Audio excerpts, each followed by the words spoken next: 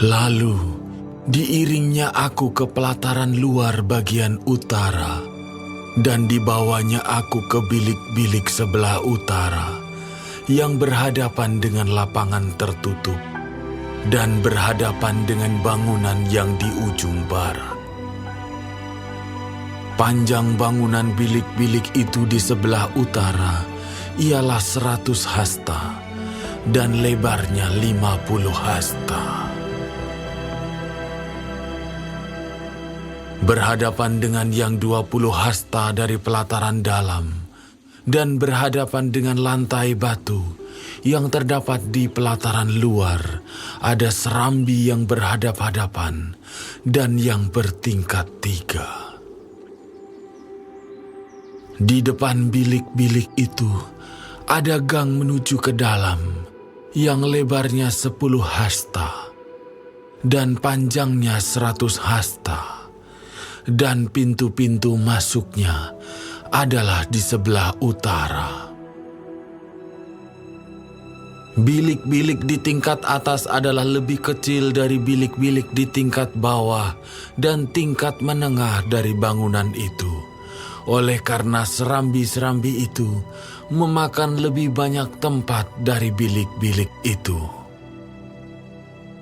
Sebab bilik-bilik itu bertingkat 3 dan tidak mempunyai tiang-tiang seperti yang ada di pelataran luar. Itulah sebabnya bilik-bilik atas lebih kecil dari bilik-bilik bawah atau tengah. Di luar ada tembok yang sejajar dengan barisan bilik-bilik, berdekatan dengan pelataran luar dan terdapat di hadapan bilik-bilik. Panjangnya 50 hasta. Sebab barisan bilik yang berbatasan dengan pelataran luar, panjangnya adalah 50 hasta. Tetapi barisan bilik yang berbatasan dengan bait suci, panjangnya 100 hasta. Di bagian bawah bilik-bilik ini, terdapat pintu masuk dari jurusan timur. Kalau orang dari pelataran luar ingin masuk ke dalamnya, dan pintu itu terdapat pada pangkal tembok luar.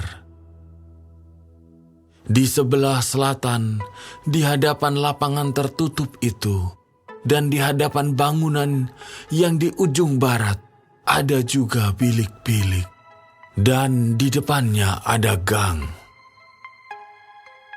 Bilik-bilik ini serupa dengan bilik-bilik yang di sebelah utara. Panjangnya dan lebarnya, pintu-pintu keluar dan rancangannya, seperti pintu-pintu masuk di sebelah utara. Begitulah pintu-pintu masuk bilik-bilik yang di sebelah selatan. Ada juga pintu pada pangkal jalan yang melintang di sisi tembok, yaitu pintu dari jurusan timur, kalau orang ingin masuk ke dalam bilik-bilik. Lalu ia berkata kepadaku, bilik-bilik yang di utara dan bilik-bilik yang di selatan, yang menghadap ke lapangan tertutup, itulah bilik-bilik kudus, di mana imam-imam yang mendekat kepada Tuhan memakan persembahan-persembahan Maha Kudus. Di sana mereka akan menaruh persembahan-persembahan Maha Kudus, korban sajian, korban penghapus dosa, dan korban penebus salah, sebab tempat itu kudus. Kalau para imam masuk ke tempat kudus, mereka tidak akan keluar ke pelataran luar sebelum mereka menanggalkan pakaian mereka di sana, yang dipakainya waktu menyelenggarakan kebaktian, sebab pakaian-pakaian itu adalah kudus. Mereka harus memakai pakaian yang lain, barulah mereka boleh datang ke tempat umat Tuhan. Sesudah ia selesai dengan mengukur seluruh bangunan dalam itu, ia mengiring aku menuju pintu gerbang yang menghadap ke sebelah timur, lalu mengukur sekeliling lingkungan bait suci itu.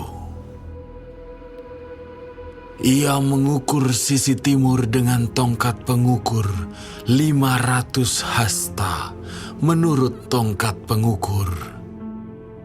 Lalu ia berputar dan mengukur sisi utara 500 hasta menurut tongkat pengukur. Ia berputar lagi ke sisi selatan dan mengukurnya 500 hasta menurut tongkat pengukur. Kemudian ia berputar ke sisi barat dan mengukurnya 500 hasta menurut tongkat pengukur. Keempat sisinya diukur. Sekeliling lingkungan itu ada tembok. Panjangnya 500 hasta dan lebarnya 500 hasta untuk memisahkan yang kudus dari yang tidak kudus.